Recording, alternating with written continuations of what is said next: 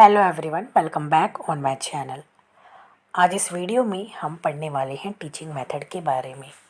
अगर आप बीएड कर रहे हैं तो आपको ये तथ्य तो मालूम ही होगा कि टीचिंग मेथड एक टीचर के लिए, एक क्लासरूम में और एक स्टूडेंट के लिए कितना ज़रूरी है। ठीक है, तो आज इस वीडियो में हम क्या पढ़ेंगे कि टीचिंग मेथड क्या होते हैं, उसकी कैरेक्टरिस्टिक्स क्या है, इम्पोर्टेंस क्या है। साथ ही हम लोग बहुत से जो टीचिंग मेथड है उस सारे टीचिंग मेथड को वन बाय वन हम लोग पढ़ेंगे। तो इसका सीरीज़ हमने स्टार्ट किया है। अगर ये सीरीज़ को अगर आपको कुछ क्वेश्चन पूछना है तो आप मुझे कमेंट सेक्शन में पूछ सकते हैं। अगर पीडीएफ चाहिए तो आप मुझे कमेंट करेंगे तो आपको पीडीएफ भी मिल जाएगा। ठीक है, तो देखते हैं सबसे पहले तो टीचिंग मेथड के डेफिनेशंस क्या हैं। सबसे पहले आप यहाँ पे देखिए वेस्ली क्या कहते हैं कि टीचिंग मेथड क्या है। ये एक ऑपरेटेड एक्टिविटी है टीचर के द्वारा किए जाने वाले, जिससे कि स्टूडेंट्स को नॉलेज मिलती है। टीचर क्या करती है कि क्लास में वेरियस वो टीचिंग मेथड यूज़ कर सकती है। ठीक है, इसका मेन मकसद, मेन मोटिव क्या होता है, ताकि बच्चे जो है कॉन्सेप्ट को ईजिली समझ सके। अब टीचर अपने तरफ से कोई भी मेथड यूज़ कर सकती है। बहुत से मेथड हैं जो हम लोग आगे पढ़ेंगे। देखते हैं उसके बाद according to binding and binding. Binding and binding क्या कहते हैं कि जो टीचिंग मेथड है is a mobile activity of educational process. तो बाइंडिंग एंड बाइंडिंग कहते हैं कि टीचिंग मेथड क्या है, एक तरीके की जो एक्टिविटी है, ठीक है, जो कि एजुकेशनल प्रोसेस में टीचर के द्वारा यूज़ किया जाता है। ठीक है, अच्छा अब आगे देखते हैं। According to thirt and garbersich, a method is a well defined pattern of procedure within which a variety of techniques and device may appear as circumstances may requires। यानी थर्ड एंड गैरब्रिस क्या कहते हैं कि टीचिंग मेथड क्या है, एक pattern है teacher use करती है according to what it requires, according to circumstances. अगर टीचर इंग्लिश पढ़ा रही है, स्टोरी पढ़ा रही है, तो ये बेटर होगा कि टीचर कौन सा मेथड यूज़ करे, स्टोरी टेलिंग मेथड यूज़ करे। यानी कि सर्कमस्टांसेस के अकॉर्डिंग टीचर अपना टीचिंग मेथड यूज़ करती है। ठीक है, और अगर एक्सपेरिमेंट कर रही है तो डेमोन्स्ट्रेशन मेथड टीचर यूज़ कर सकती है। ये सारे क्या है, कितने सारे मेथड है, ये भी हम लोग आगे पढ़ेंगे। आगे देखते हैं।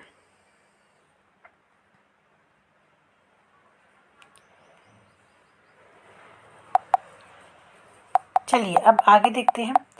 According to Herbert Ward and Frank Rose, while it is true that, यहाँ पे देखिए, that good method is not merely a collection of artifices or mechanical devices and that every teacher must devise his own method। यानी कि teacher को क्या करना चाहिए कि अपने जो मेथड यूज़ करे, टीचर को अपने हिसाब से मेथड यूज़ करना चाहिए। जो भी टीचर को लगे कि मैं ये, अगर साइंस पढ़ा रहे हैं तो टीचर को ज़्यादा डेमोन्स्ट्रेशन मेथड, एक्सपेरिमेंटल मेथड, बहुत सारे जो मेथड्स हैं वो यूज़ कर सकते हैं। लेकिन अगर टीचर अगर इंग्लिश पढ़ा रही है, कोई स्टोरी पढ़ा रही है, तो वहाँ पे टीचर क्या करेगी, टीचर को क्या करना चाहिए, स्टोरी टेलिंग मेथड टीचर को यूज़ करना चाहिए। ठीक है, चलिए आगे देखते हैं। According to binding and binding, methodology should be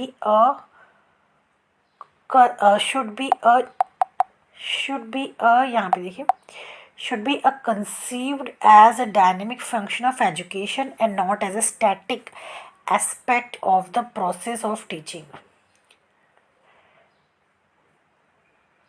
तो बाइंडिंग एंड बाइंडिंग क्या कहते हैं कि जो मैथडोलॉजी, जो भी मेथड टीचर यूज़ कर रही है वो डायनामिक फंक्शन होना चाहिए अकॉर्डिंग टू एजुकेशन। ठीक है, चलिए अब आगे देखते हैं ऑब्जेक्टिव्स कौन कौन से हैं इसके।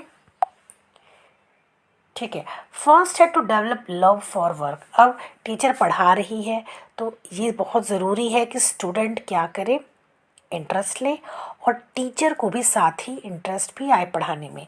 अगर टीचर मेथड यूज़ कर रही है, कोई अलग अलग डिफरेंट डिफरेंट मेथड यूज़ करती हैं अपने लेक्चर में, अपने टीचिंग में, तो क्या होता है, इससे टीचिंग भी एक बहुत ज़्यादा मतलब इंटरेस्टिंग हो जाता है।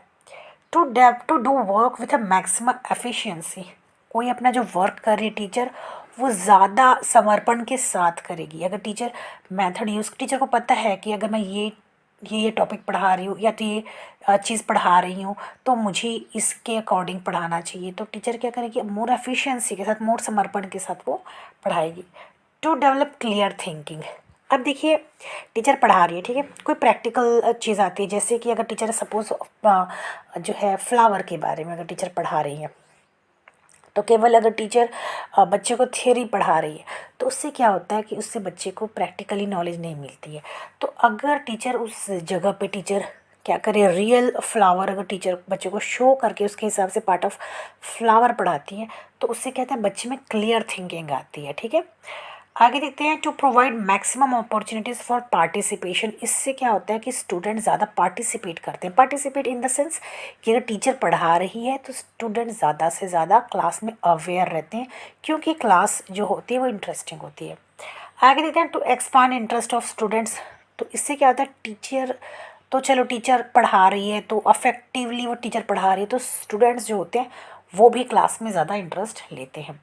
To provide opportunities to apply knowledge and skill, तो इससे एक अपॉर्चुनिटीज़ मिलती है अपनी जो नॉलेज और अपनी स्किल्स को है अप्लाई करने का। जो टीचर है, टीचर अपने नॉलेज बच्चों तक पहुंचाती है, ठीक है, अपने वेरियस स्किल्स के ज़रिए। तो वो जितने भी मैडम की जो स्किल्स हैं, टीचर के जो स्किल्स हैं, जो नॉलेज है, वो बच्चों तक पहुंचाने का, ट्रांसफ़र करने का एक बहुत ही अच्छा ज़रिया है टीचिंग मेथड यूज़ करना। टू मेक स्टूडेंट्स एक्टिव, अब टीचर क्लास में मेथड यूज़ कर रही है लेक्चर के अकॉर्डिंग या तो अपने क्लास अपने टॉपिक के अकॉर्डिंग, तो उससे क्या होता है, बच्चे लोग भी ज़्यादा एक्टिवली पार्टिसिपेट करते हैं, ठीक है।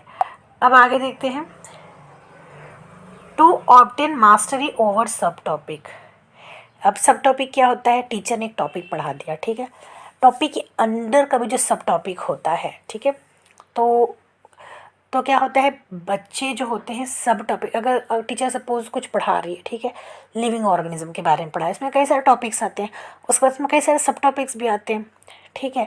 तो अगर टीचर मेथड यूज़ करती है कई सारे, तो उससे क्या होता है कि जो सब टॉपिक है वो भी बच्चों को अच्छी तरीके से समझ में आ जाता है, क्योंकि जब टॉपिक आता है सब टॉपिक, उस क्या होता है, जो मेथड यूज़ किए जाते हैं, तो उससे बच्चे लोग को समझने में बहुत आसानी हो जाती है,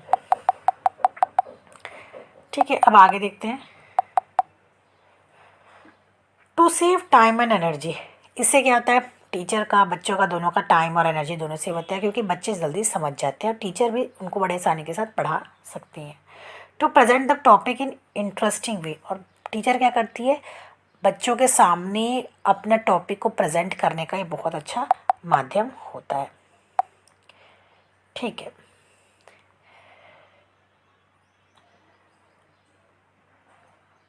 आगे देखते हैं, फिर है, to secure maximum cooperation from students, बच्चों का भी ज़्यादा से ज़्यादा सहयोग मिलता है क्लास में।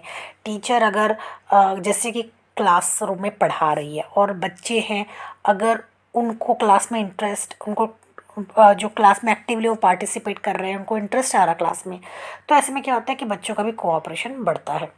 To strengthen the teacher taught relationship, teacher का जो रिलेशनशिप है, ठीक है, बच्चों के साथ और उनके टीचिंग के साथ, वो ज़्यादा स्ट्रेंथन होता है।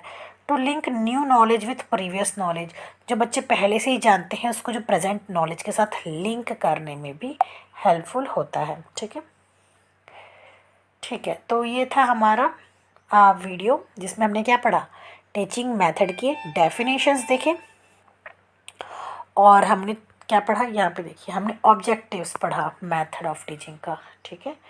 तो नेक्स्ट वीडियो में हम लोग पढ़ेंगे कैरेक्टरिस्टिक्स, ठीक है। मिलते हैं नेक्स्ट वीडियो में, till then bye bye and take care.